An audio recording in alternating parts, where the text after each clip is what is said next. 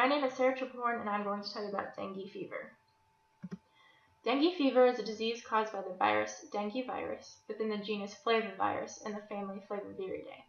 It's positive single-stranded RNA, and there are 4 serotypes of the virus: dengue virus 1, 2, 3, and 4. Known vectors of the disease are arthropods, and the Flavivirus genus suggests that arthropods are the vectors. Specifically, mosquitoes of the Aedes genus are vectors, and the most common vector is Aedes aegypti. Transmission of the dengue virus occurs from mosquito to human. So an infected mosquito bites a susceptible human host, and the susceptible human host then contracts the disease. What's interesting to note is that a person who is contracting the disease is particularly a good carrier. And so somebody who has high levels of the virus in their blood while they are sick with the disease. Hi, my name is Sarah Triplehorn, and I'm going to tell you about dengue fever. Dengue fever is a disease caused by the virus dengue virus within the genus Flavivirus in the family Flaviviridae. It's positive single-stranded RNA, and there are 4 serotypes of the disease: dengue virus 1, 2, 3, and 4. Known vectors of the disease are arthropods, and this is suggested by the nomenclature Flavivirus because viruses within the genus Flavivirus are all carried by arthropods. Specifically, mosquitoes of the Aedes genus carry dengue virus within them, but the most common vector found throughout the world is Aedes aegypti. Transmission of the disease occurs from an infected mosquito to a susceptible human host. What's interesting to note is that a person who is contracting the disease has a high level of the virus within their blood.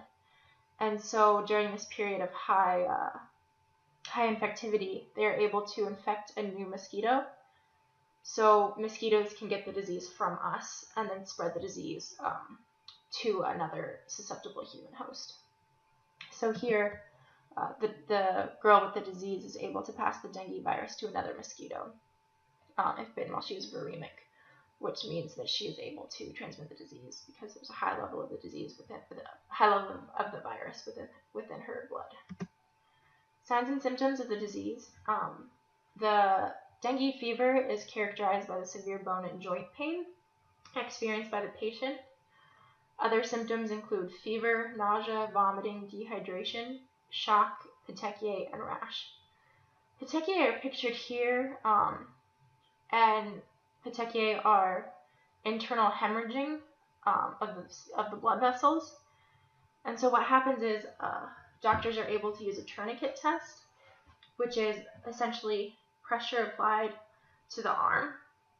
And if the patient is experiencing internal hemorrhaging, then these petechiae or blood rashes or blood bumps appear on the skin, and a doctor is going to be able to diagnose the patient with dengue fever.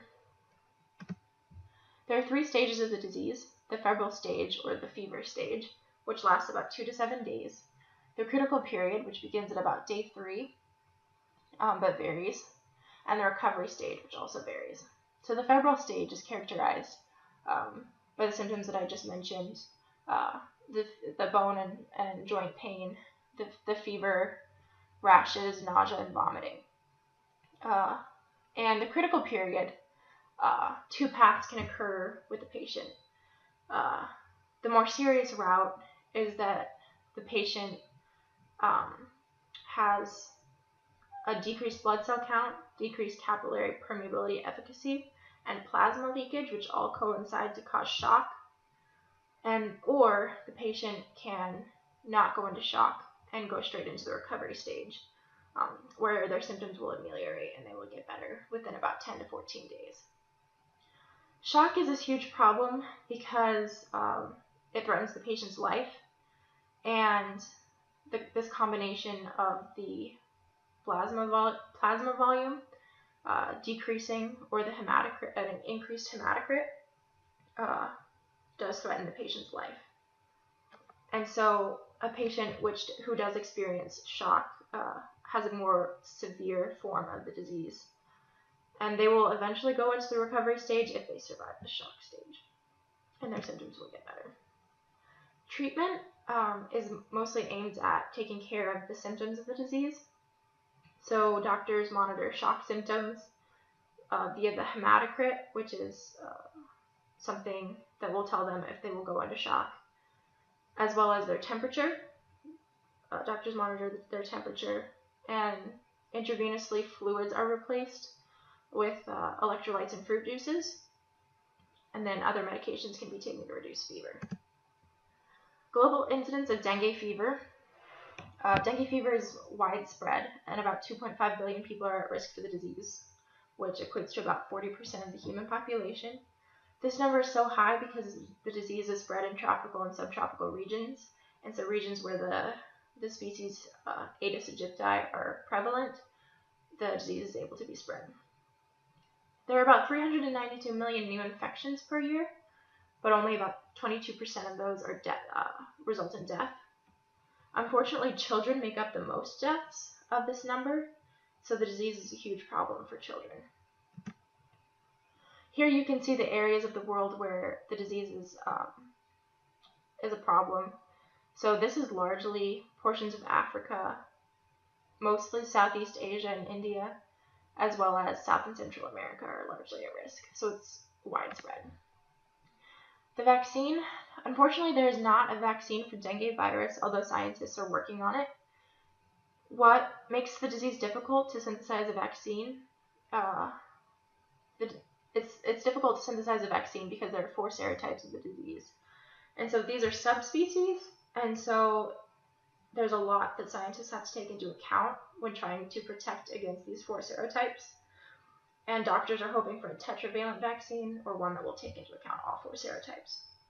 Unfortunately, the disease is perceived as having a low disease burden, and so there's not a large death toll associated with the disease. And so people aren't really willing to throw money at research for it because it doesn't have a high perceived disease burden. It's difficult to study as well, and so because only humans, lower primates, and then the mosquito vectors are able to carry the disease, we're not able to study humans very well, or actively infect humans, and so scientists have to look at lower primates.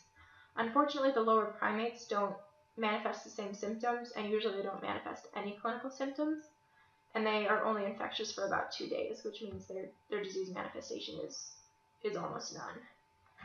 So it's very difficult to study the disease.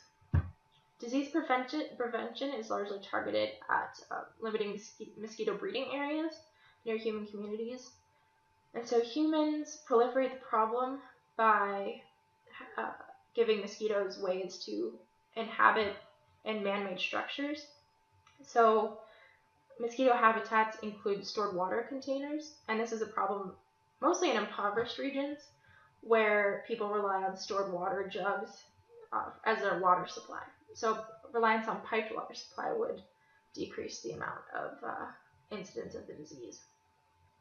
Other factors are the stored water under the potted plants, and as you can see pictured, tires with water residue or standing water, and then old buckets, old water containers, old water bottles, and solid waste that can carry a pool of water. So it's important to prevent mosquito bites as well and spreading the disease. This is my works cited. Thank you.